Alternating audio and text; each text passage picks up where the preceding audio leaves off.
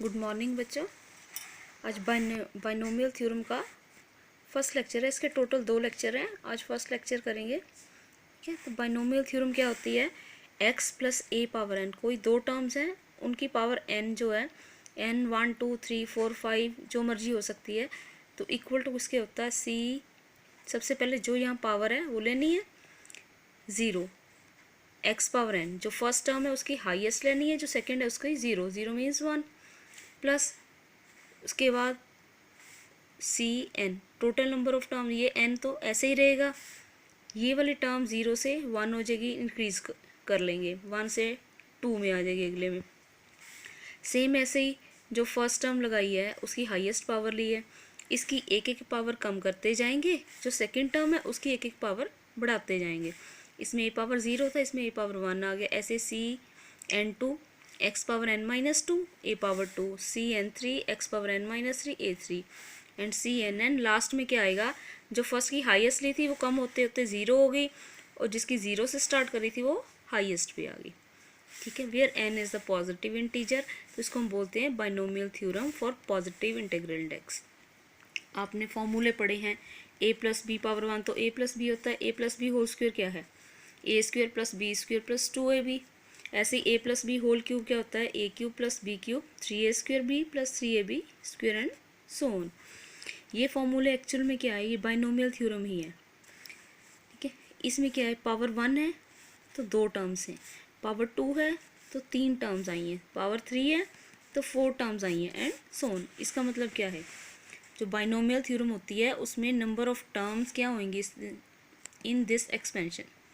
n plus 1, जो भी उसकी पावर है उसमें 1 जोड़ के उसकी टोटल नंबर ऑफ टर्म्स आएंगी अगर हम उस एक्सपेंशन को एक्सपेंड करते हैं। और इसकी जनरल टर्म क्या बनेगी?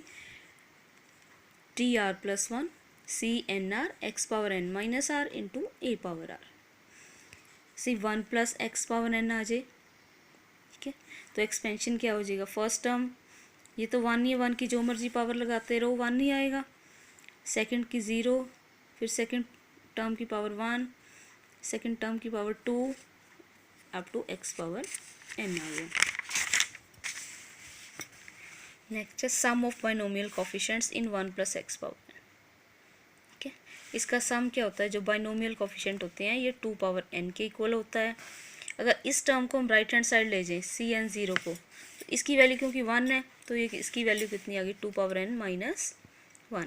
इसको कैलकुलेट कैसे करते हैं ये तो आपको पता ही है, C N R equal to n factorial r factorial n minus r factorial.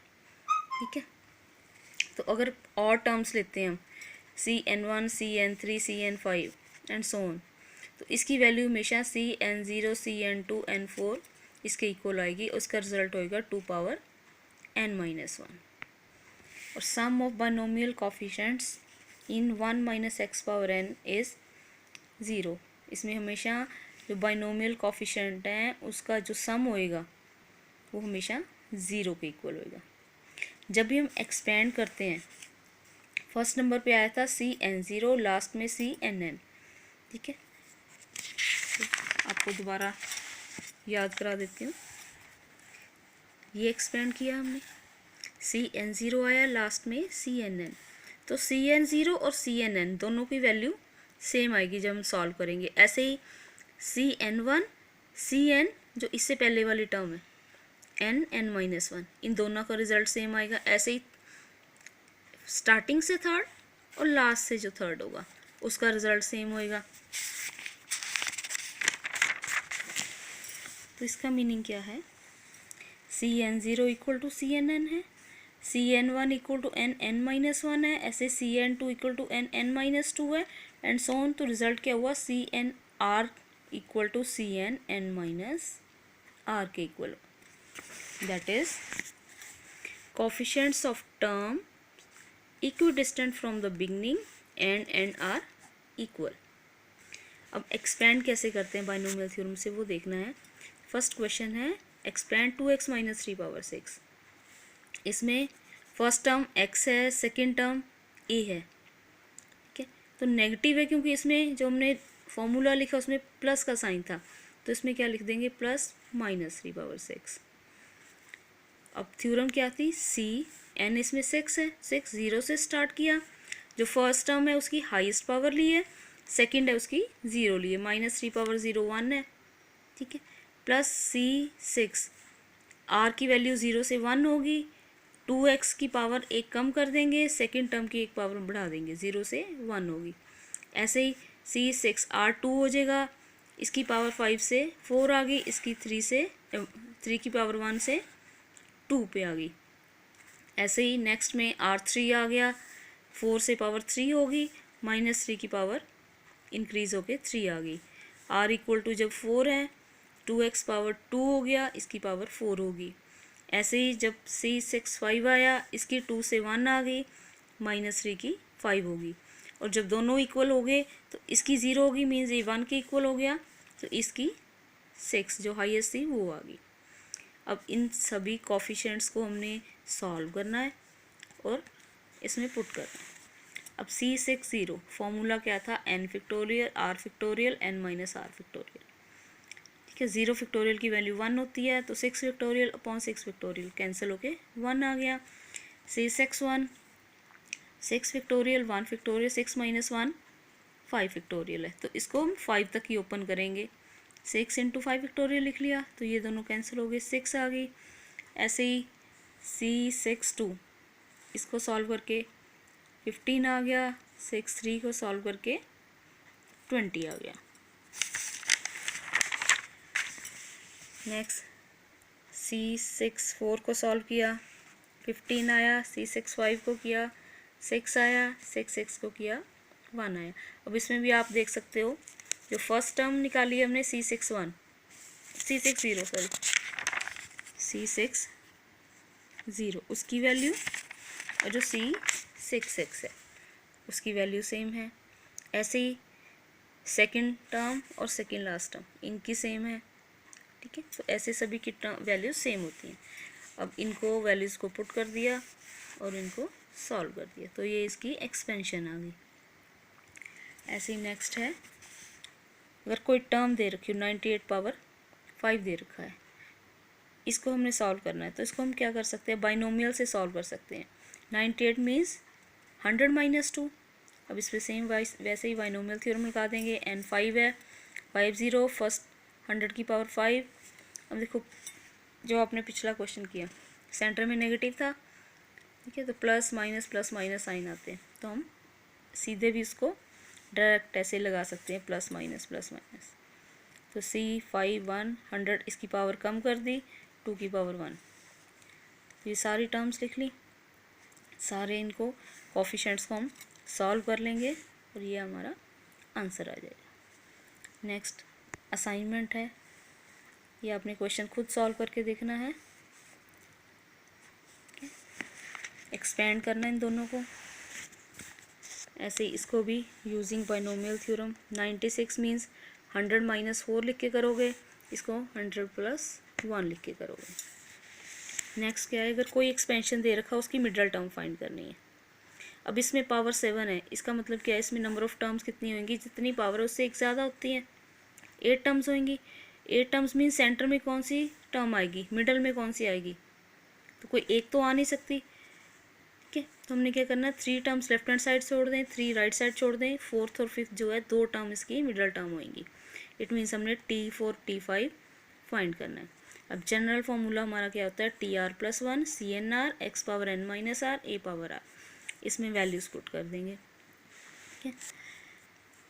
T4 find करना है, इट मीन्स R + 1, R की वैल्यू 3 होगी, 3 + 1 CN 7 है जो इसकी होल पावर दे रखी है, R3 आ गया फर्स्ट टर्म, x की जगह 3 लगेगा, n minus r second term a है, माइनस x पावर 3/6 इसकी पावर 3 लगेगी। अब इसको सॉल्व कर लिया, इधर फैक्टोरियल सॉल्व कर लिया, इसकी पावर 4 आ गई, नेगेटिव आगे लगा दिया, तो सॉल्व करके ये हमारा आंसर आ गया। नेक्स्ट है, ऐसे T5 फाइंड कर लेंगे। T5 में क्या है, R4 है, ठीक है। अब इसमें R की वैल्यू 4 पुट हो जाएगी और सेम हम इसको भी सॉल्व कर लेंगे।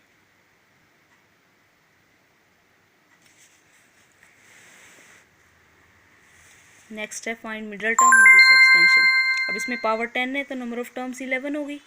11 में क्या है, 5 टर्म्स लेफ्ट हैंड साइड छोड़ दो, 5 टर्म्स राइट साइड छोड़ दो, तो सेंटर में कौन सी टर्म आएगी, 6 टर्म, मीन्स T6 फाइंड करना है। तो इसमें R 5 होएगा, N 10 है। ठीक है, फिर इसमें पुट कर दो। ठीक है, ये आपने खुद करके देखना है।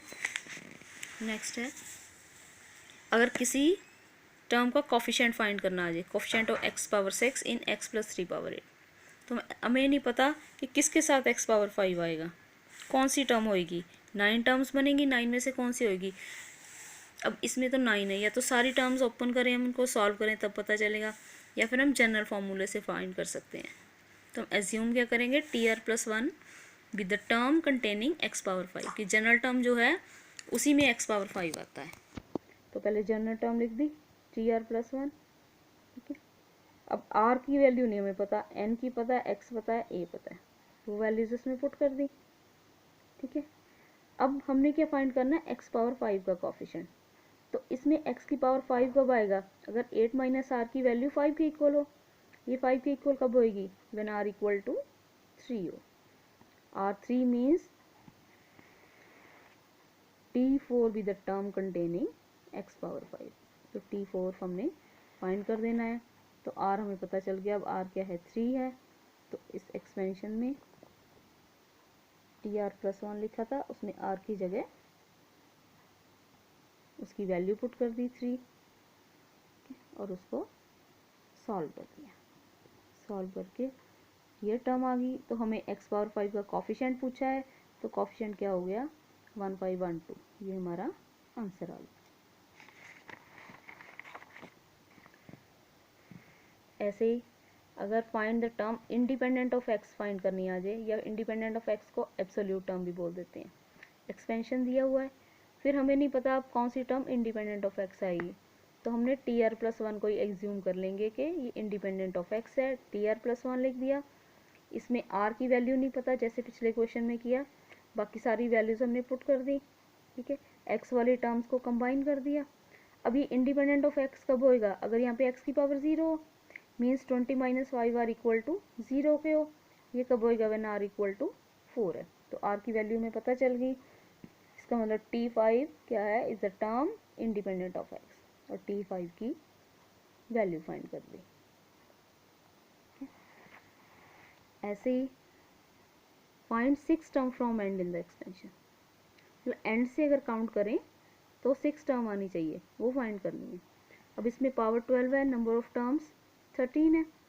ठीक है, या तो आप ऐसे ही काउंट कर लो, 13, 12, 11 ऐसे करके, या फॉर्मूला क्या होता है इसका, rth term from end equal to n minus r plus 1 term from the beginning. Rth means 6 find करनी है, फ्रॉम एंड इज n 12 है, minus R6 plus 1 term from beginning. तो ये कौन सी आ गई, 8th टर्म। इट मीन्स क्या, हमने T8 find करना है। T8 मीन्स यहाँ पे R क्या है, 7 है, n 12 दिया हुआ है, फिर से वही जनरल फॉर्मूले में पुट कर देंगे और T8 फाइंड कर देंगे। तो बच्चों ये इससे रिलेटेड असाइनमेंट है, कुछ क्वेश्चंस दिए हैं, आपने खुद प्रैक्टिस करनी है, इनको सॉल्व करके देखना है। इसमें कोफिशिएंट फाइंड करना है x पावर 16 का। ठीक है, जनरल टर्म लिख लेंगे, जो भी x की पावर बनेगी, ठीक है, उसको 16 के इक्वल पुट करना है। ऐसे x पावर 18 का कोफिशिएंट फाइंड करना है। इंडिपेंडेंट ऑफ x में जो भी x वाली टर्म्स बनेंगी जनरल टर्म में, उसको 0 पुट करके r की वैल्यू फाइंड हो जाएगी। 4th टर्म फ्रॉम एंड से फाइंड करनी है। 10 टर्म्स बनेंगी इसमें टोटल।